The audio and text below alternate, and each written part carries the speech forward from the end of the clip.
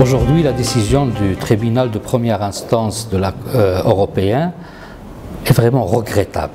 D'abord, il nous rappelle une décision qui s'est faite en 2015 par ce même tribunal, en décembre 2015, et après quelques mois, c'est-à-dire après l'appel qui a été fait par la Commission européenne, la décision de ce tribunal a été annulée.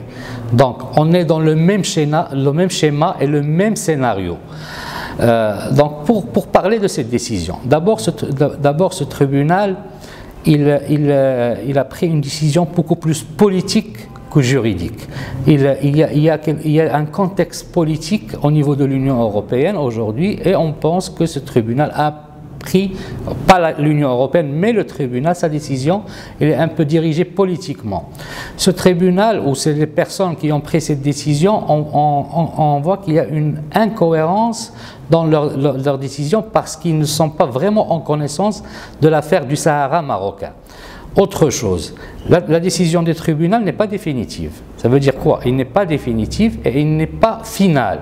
Ça veut dire qu'il va y avoir, d'abord, il n'est pas applicable, et il va y avoir donc un appel, un pourvoi en appel devant le tribunal en instance de la Cour de justice européenne, comme ça s'est passé en 2016.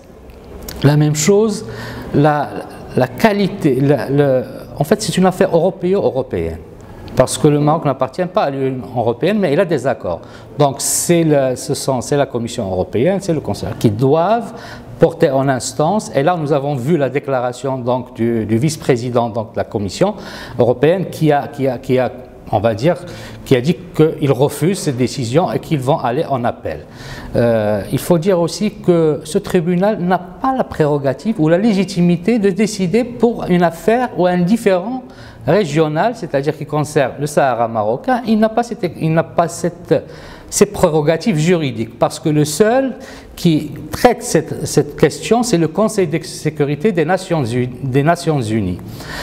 Autre chose, ce tribunal, quand il considère que d'abord il y a une erreur une erreur politique très frappante. D'abord, la communauté internationale et les Nations Unies ne reconnaissent pas le Polisario comme représentant des habitants du Sahara. Donc ça, c'est une erreur, parce que le Sahara, il y a des Marocains qui habitent au Sahara, et les élections c'est-à-dire du 8 septembre, ont montré la plus grande participation des Marocains, des Sahraouis marocains, au niveau de ces élections, en tant que candidats et en tant qu'électeurs.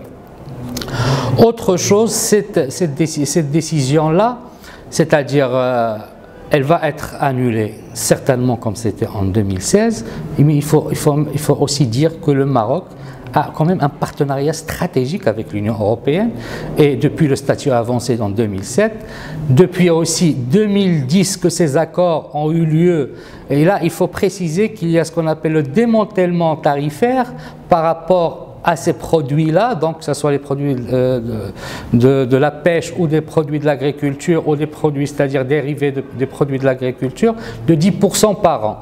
Et c'est après 10 ans, c'est-à-dire aujourd'hui, on est arrivé presque au libre-échange, donc les barrières tarifaires ne sont plus là. Donc là, il faut avoir un regard aussi sur ce paramètre qui est très important. Pour terminer, je dirais que le Maroc, elle est dans son territoire, le Maroc n'est pas concerné par les décisions d'un tribunal européen, et le Maroc va toujours continuer à plaider sa cause politique comme il l'a présenté depuis 2007 et comme le Conseil de sécurité, c'est-à-dire qui est responsable de ce différend, de la résolution de ce différend, comme il l'a montré dans les différentes résolutions donc, de 2458, 2468 et les autres résolutions donc, du Conseil de sécurité.